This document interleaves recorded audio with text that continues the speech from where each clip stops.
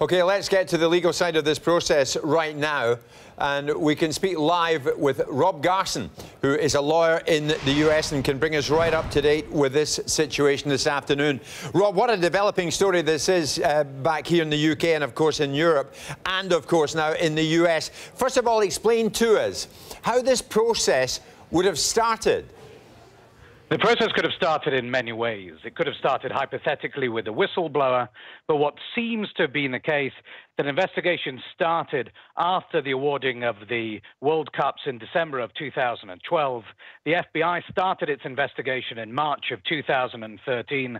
We have guilty pleas being entered in July 2013 and May of 2015, between July 2013 and May 2015. So the fact that there has been criminality has been established. Monies have been paid out by Daryl Warner, as I appreciate it to be, and Darian Warner, Charles Blazer as well. So what we have here is not just crimes that have been admitted, but racketeering, conspiracies, money laundering, going back as far as 1991.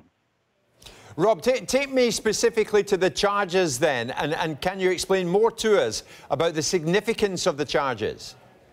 Well, these charges generally are very serious charges. What we have here is we've got RICO charges, which are racketeering charges. RICO stands for Racketeer Influence and Corrupt Organizations Act. This was a set of laws that was originally instituted to actually stamp out mafia type of activity. In Britain, it would be the equivalent of a conspiracy to defraud. But here what we have with these charges are that there are three tiers, so to speak, of defendants that we have. We have those within FIFA and CONCACAF. We have those within the corporations, so the marketing, sports marketing and merchandising, and then you have the individuals as well. All three of those are being charged with bribery, kickbacks, taking illegal monies on the side in order so that certain merchandising, television rights, etc., are placed in the right way. Rob, as I said at the top of our chat, this is developing all the time. So what is the next part, logically, in the process here? Well, the next part, there's a difference between the Zurich, the British, the defendants, and the American defendants. The American defendants obviously are here.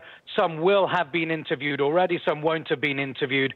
Within those that have been arrested in Zurich, they will probably now have to be brought before a court in Zurich to see whether or not first they get bail. There are agreements to get bail as to whether or not there's going to be extradition out here to the United States, or whether they will voluntarily come over to the United States to face trial and further investigation over here. One thing's for certain, and this from what it seems from the statements of Loretta Lynch, who is now the Attorney General, to acting U.S. Attorney Kelly Curry, that this is the tip of the iceberg.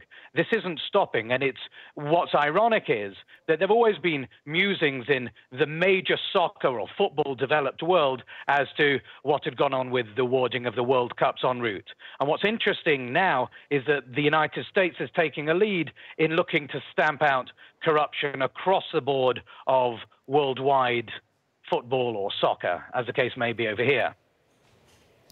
Thank you, Rob. Thank you very much indeed for that. Anytime. So it's gathering pace all the time, as Rob was saying there.